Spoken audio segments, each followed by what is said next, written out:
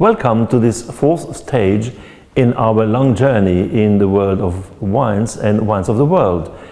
This week we will consider wine from a historical point of view. Our journey will follow a timeline but may jump from one continent to the other. The vine is considered as one of the most ancient plants on earth. Wine has played an important role in human history. We can find some evidence at different places globally that vines were on earth before humans. Cultivation began during Neolithic era, around 6000 or 6500 before Christus. Around 4000 before Christus, viticulture extends from Transcaucasia to Asia Minor through Fertile Crescent to the Nile Delta. A tale tells that a Persian king kept some grapes in a jar and wrote poison on it to make sure nobody would eat them. The king eventually forgot that jar with grapes.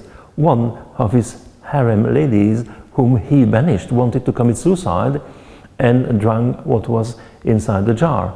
Opposite to what she expected, the liquid gave her good mood and strength. She took some of that liquid and gave it to the king, who on its turn liked the beverage and accepted the woman back into his harem. He decreed that grapes grown in Persepolis would undergo fermentation. The first wine was born. Grape vines and making of wine in Egypt goes back to ancient antiquity. In proto-dynastic and early dynastic periods, 3200 before Christus and before, vineyards existed for the use of Egypt's rulers and nobles. The German Institute of Archaeology in Cairo excavated King Scorpius I's tomb and found some 700 jars containing resinated wine. This process is still in use with the Greek Retsina wine. Phoenicia was an ancient Semitic civilization situated on the western coastal part of the Fertile Crescent and centered on the coastline of modern Lebanon and Syria from the years 1500 to 300 before Christus. Phoenicians must have learned about wine from earlier civilizations. However, they perfected viticulture and enology so that Phoenician wines became prized commodities of the ancient world and a major source of revenue in their exports. Perhaps the most significant contribution of the Phoenicians was an alphabetic writing system that became the root of the Western alphabets when the Greeks adopted it. Through contact and trade, they spread not only their alphabet but also their knowledge of viticulture and winemaking, including the propagation of several ancestral varieties of the Vitis vinifera species of wine grapes. Wine making was proliferating and wine was becoming highly sought after all along the Phoenician trade routes. It was a favorite of the Egyptian pharaohs to the southwest and obviously became a part of Greek culture. The earliest evidence of wine making in Greece, which many believe was brought to Crete by Phoenician traders, is a stone food press at Vatipetro, a Minoan villa on Crete dated to 1600 before Christus. The sophistication of the site suggests that Minoan production of wine had been underway for some time. Wine was a subject of central importance in Greek poetry, art and religion, where Dionysus was the dedicated deity to this elixir. The French wine grape Mourvèdre or Monastrell may have been first introduced by the Greeks to Barcelona in the modern-day Spanish wine region of Catalonia, around 600 before Christus. Massilia, nowadays Marseille, was founded by the Phocaeans, ancient Greeks, and became a winemaking colony and port in 600 before Christus. Today, Marseille is still named the Phocian city. Wine knowledge were spread deeper in Saint-Front around Marseille. Grape wine was being drunk by the 2nd century before Christus at the latest in China, since we begin to have textual evidence of it by then. The envoy and traveler Chiang He brought good wine grapes, Vitis vinifera, back with him from Bactria about 126 before Christus. Before the importation of those grapes, however, there were wild vine species or mountain grapes, which were already being used for wine, namely Vitis thunbergii and Vitis filifolia. Wine made from them is mentioned before Changqian in the book called Classical Pharmacopoeia of the Heavenly Husbandman. From 200 before Christus, Romans settled and developed winemaking in the region they call Provincia Romana, name that now has become the Provence in the south of France. Rome spread out the empire, and the vines followed the conquerors in the Gaul, Rhone Valley, Beaujolais, Burgundy, Southwest and Bordeaux. During the height of the Roman Empire, the production of wine spread throughout most of Europe, including such places as France, Spain, Italy, and even parts of Britain. The Gauls invented the barrel, and their vines became prosperous to such an extent that Emperor Domitian, who directed the interest of Italian wine growers, banned the planting of any new vineyards and ordered half the vineyards in Asia Minor and other provinces to be uprooted in 92. In 281, Emperor Probus used the soldiers in time of peace on useful work such as the planting of vineyards in Gaul, which explains the expansion of the French vineyard at that time. Christianity was the next step in the evolution of wine, as it was necessary to celebrate the Mass representing the blood of Christ. Unlike Bacchus and Dionysus, the Christian approach to wine was in moderation. The monastic movement grew dramatically after the fall of the Roman Empire in the 5th century, but its largest expansion was led by Charlemagne, the Holy Roman Emperor, around 800. His interest in the vine were focused on the Rhine, Rhone and Burgundy regions of Gaul, mostly France nowadays. In the Middle Age, religion took a major part in social life. Monks and religious communities received land from the local noble people. One famous example is Corton, given to Benedictines in 775 by Charlemagne, hence the famous Grand Cru Corton Charlemagne. Corton comes from Curtis Ottoni, the royal domain of Othon the Great, Charlemagne's grandson, who became Othon I, king of Germany and France, after his coronation in 936 in Aix-la-Chapelle. It is said that Charlemagne gave this vast vineyard to the Benedictine Abbey of Saint-Andoche de Saulieu in 775. The monks decided to call the vineyard Charlemagne to thank their benefactor. Charlemagne is also the initiator of the German vineyard at Schloss Johannisberg. He gave the property to the Abbey of Fulda in Geisenheim in 772 and encouraged the plantation of vines. He also got some vineyards in Anjou and in Alsace, Egisheim.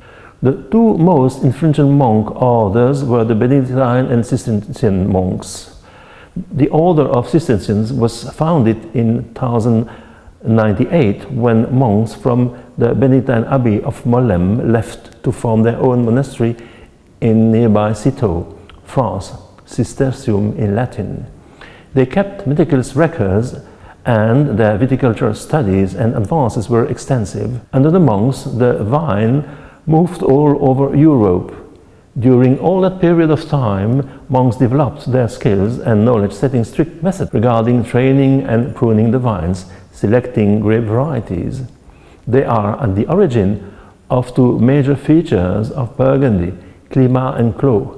Climat are precise plots of land marked out depending on nature of the soil and the local climate. These plots produce different wines carefully ranked by the monks depending on their quality.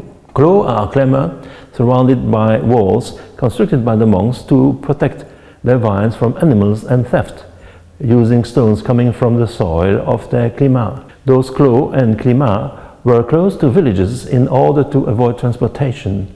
That's why we still have the classification village, Premier Cru and Grand Cru. From the 14th century onwards, the Dukes of Bourgogne, as owners of many vineyards, enjoyed great economic and political prosperity. Wine was about power and wealth, a symbol of taste and refinement. To preserve this prestigious reputation, the Dukes developed the first wine and wine-related policy in history. In 1395, Philip the Bold issued an edict that provided the basis for the production of quality wine. With the help of the consumer as a priority. His edict involved two key decisions concerning the wine varietals to be cultivated in the Bourgogne wine-growing region: a ban on Gamay, which is a high-yield variety still in use in the Beaujolais region, and a recommendation to use Pinot Noir. Despite the edict of 1395, people gradually returned to growing Gamay. It maintained a strong foothold in the Bourgogne wine-growing region until the introduction of the Appellation d'Origine Contrôlée (AOC) system in 1935.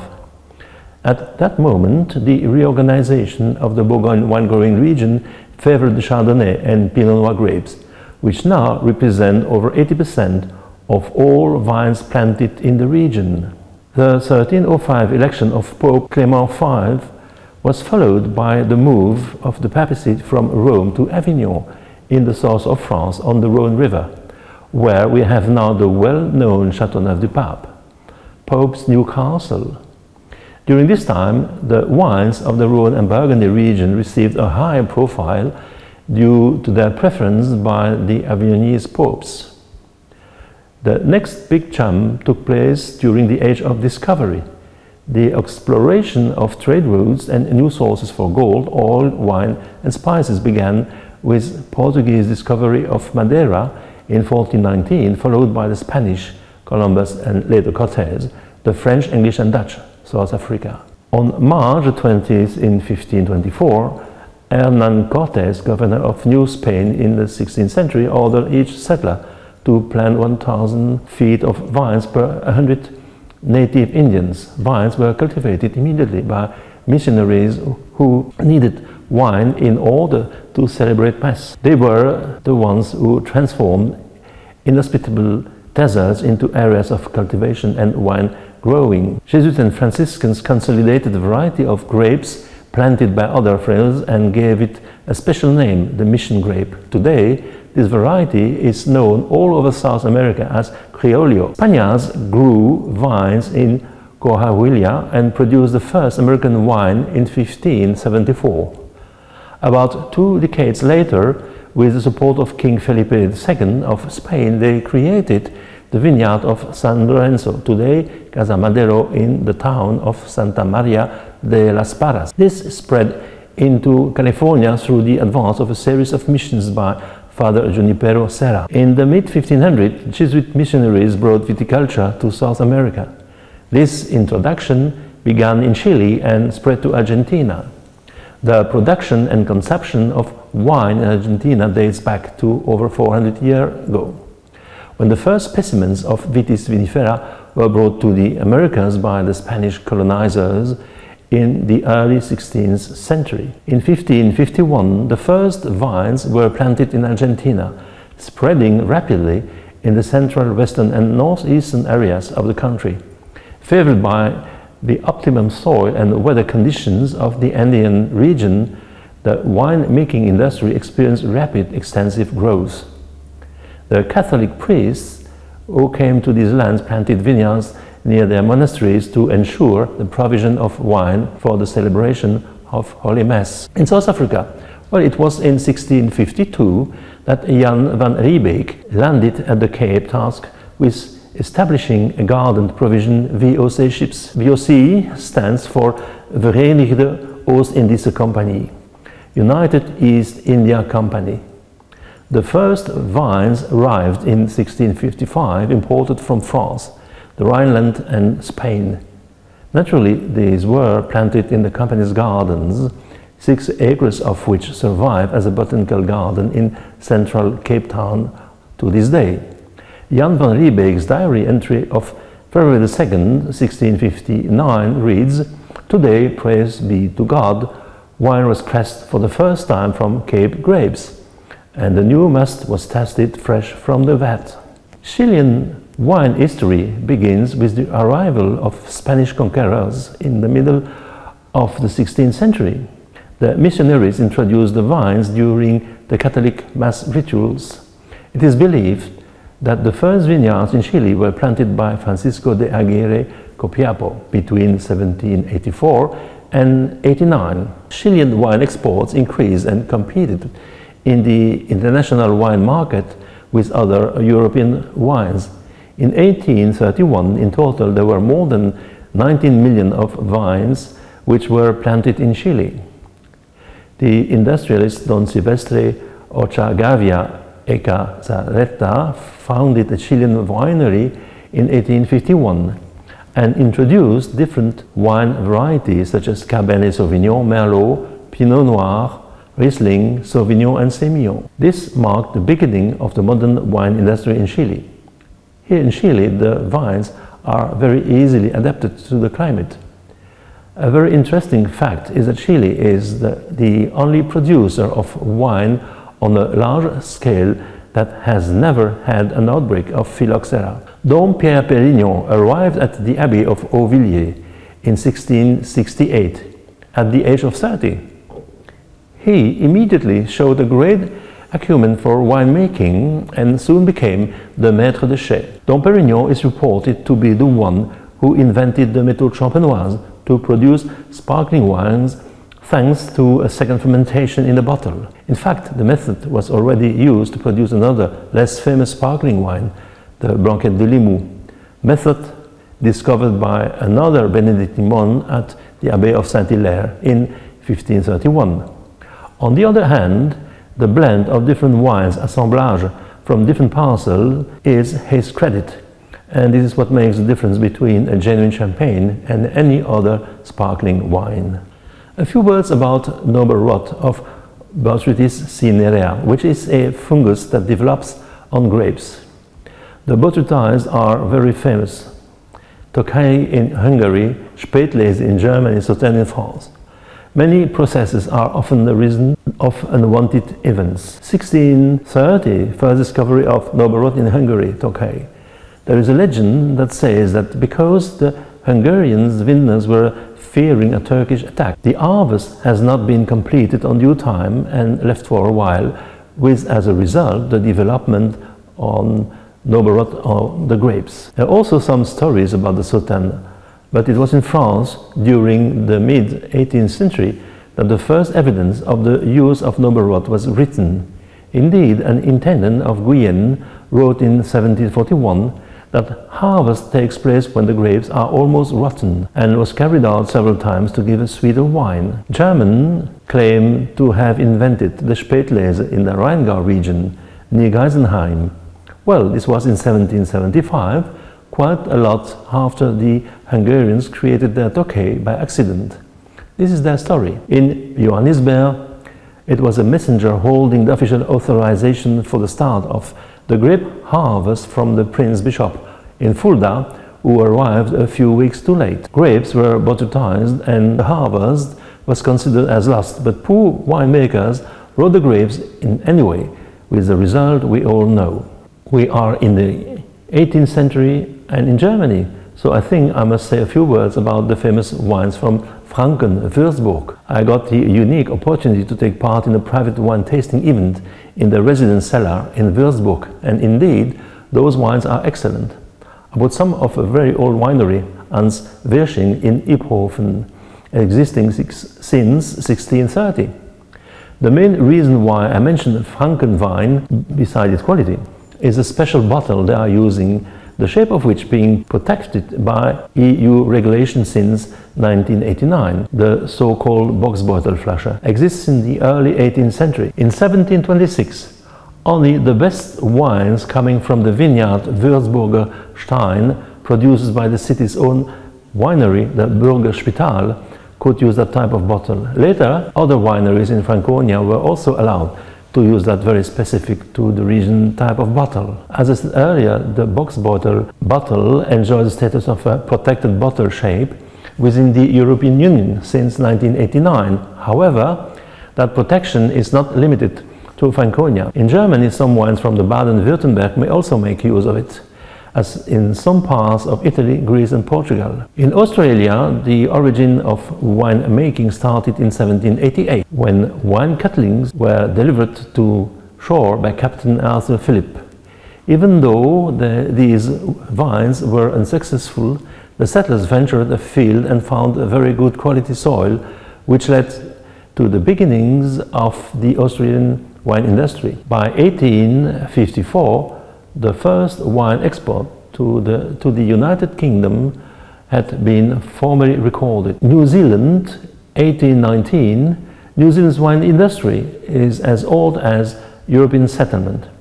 Missionary Samuel Marsden planted the country's first vineyard at the mission station in Kerikeri in late 1819. Frank Torpey, author of Wine in New Zealand, argues that it is likely they were not. He suggests that Charles Gordon, the Society Superintendent of Agriculture, may have already planted vines at the Society's other settlements of Rangihua and Waitangi, perhaps as early as 1817.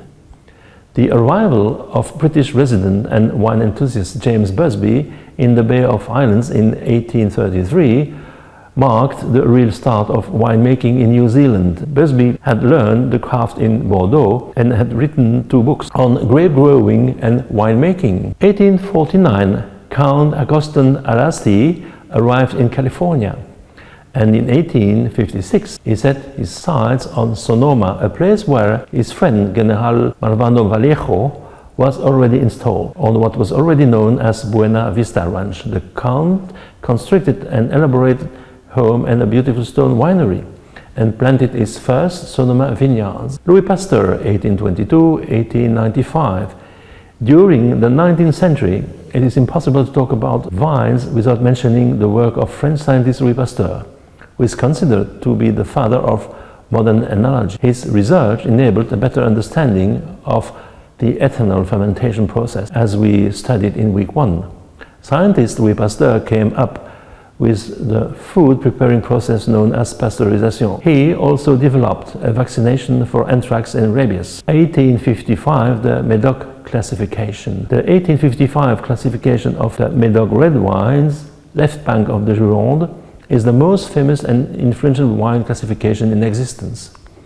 It was conceived on the request of Napoleon III for the 1855 Exposition Universelle in Paris. The phylloxera plague in 1864 was the most important event. The first vines infected with phylloxera were inadvertently planted by a Mr. Botti in his vineyard in Rocamaure in the Gard in the spring of 1862. The bug targets the rootstock of the vine, and after a short time the vine dies. The insect spread relatively quickly, moving northward up the Rhône and outward along the coast, as well as southeast along the Dordogne and Garonne rivers, and north to the Loire Valley, all by 1878. By 1885, the phylloxera pest had reached Paris. Many attempts were made to solve the problem, but in vain. Some suggested grafting French vine varieties onto American rootstock, and this was eventually the solution adopted. It took years of experiment and hybridization, though, to find an American variety that would tolerate French soil and take grafts well. Some varieties did not well after grafting, like the Mourvèdre from Bordeaux, which had to be replaced by the Merlot.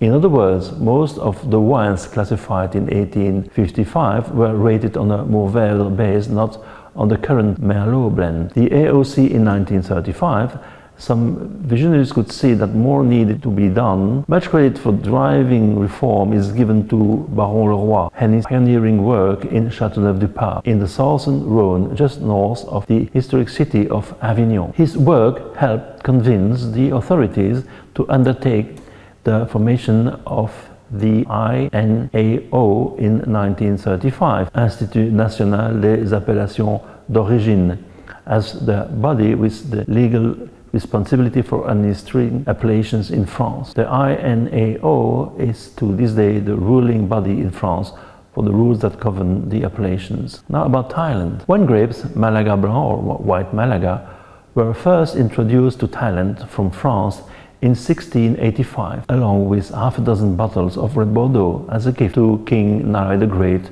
from Louis XIV of France. The first plantings were part of a royal project conducted under the direction of King Bhumibol Adulyadej, who initiated an early exploratory project into wine making. In the late 80s, 2 varieties of grapes, Chenin Blanc and Syrah, were tested for their suitability to the Thai climate as part of their high-altitude research project. Dr. CAU203x is known as the father of the Thai wine industry. He was the first to follow the royal project and planted the above-mentioned 2 grape varieties in Loei in 1991. Salm Winery was established earlier in 1986 by Shalom Yovidia, inventor and founder of the Red Bull energy drink, but for the production of wine cooler, not wine as we understand it in this presentation. Château de l'Oeil in the northeast was the earliest vineyard to enter production in 1991 and the first to export Thai wine starting in 1995. PB Valley CAU Winery was established in 1992.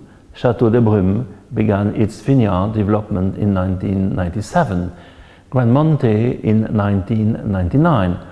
Production started at Salm Winery in 2003, Alcidini Meshan Winery and Silver Lake in 2005, and Sala 1 in 2008. So there are in total 9 wineries in Thailand, and we are going to grant them more detailed attention in week 8.